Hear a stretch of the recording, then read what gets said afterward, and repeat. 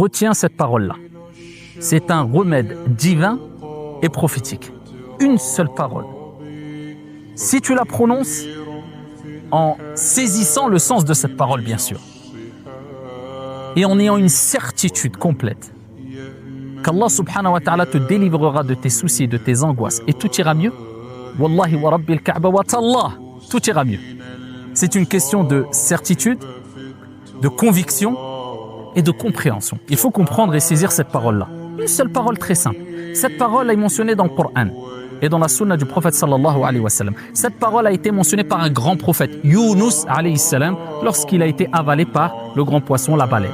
Il s'est retrouvé dans l'obscurité et il a mentionné cette parole-là qui réunit trois éléments très importants. Et quand il a mentionné cette parole-là qui réunit ces trois éléments, Allah tabaraka wa ta'ala l'a délivré. Allah subhanahu wa ta'ala l'a secouru et il est passé d'une étape d'angoisse, de tristesse à une situation de délivrance et de joie et de bonheur.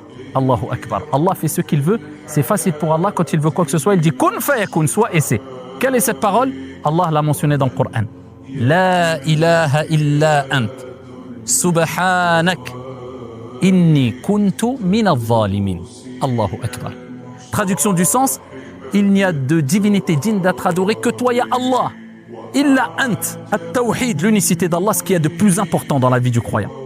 Subhanak, tu glorifies ton Seigneur, gloire à toi.